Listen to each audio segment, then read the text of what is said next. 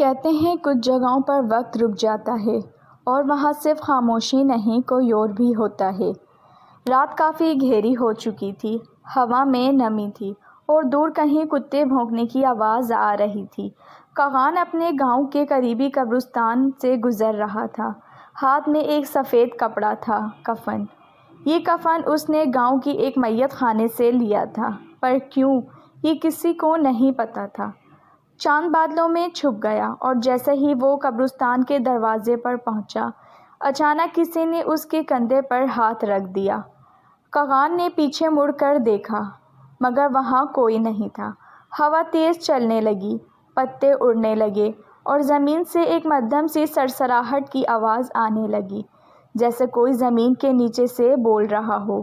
کاغان کے ہاتھ میں پکڑا کفن اب ہلکا سا گیلا محسوس ہو رہا تھا۔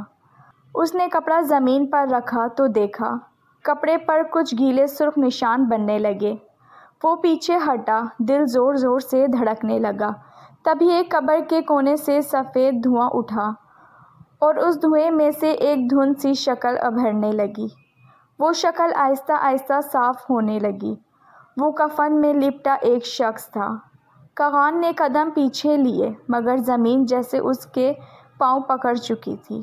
وہ کفن والا شخص آہستہ آہستہ چل کر اس کے سامنے آ گیا۔ چہرہ پوری طرح ڈھکا ہوا تھا، صرف آنکھیں دکھ رہی تھیں، اور انہی آنکھوں میں صرف خالی پن۔ ایک سرد آواز گونجی، "کفن لے آئے ہو؟ مگر کس کے لیے؟" کاغان نے چیخنے کی کوشش کی، مگر آواز گلے میں اٹک گئی۔ اچانک سب کچھ رک گیا، ہوا، درخت، آواز، سب خاموش۔ اور جب دوبارہ ہوش آیا تو کاغان کے ہاتھ میں وہ کفن تھا، مگر اس پر اس کا نام لکھا تھا۔ کبھی کبھی ہم خود نہیں جانتے کہ ہم زندہ ہیں یا کہانی پہلے ہی ختم ہو چکی ہے۔ اگر تمہیں یہ کہانی پسند آئی ہو تو ہمیں کمنٹس میں ضرور بتاؤ۔ رکھیے گا اپنا بہت زیادہ خیال۔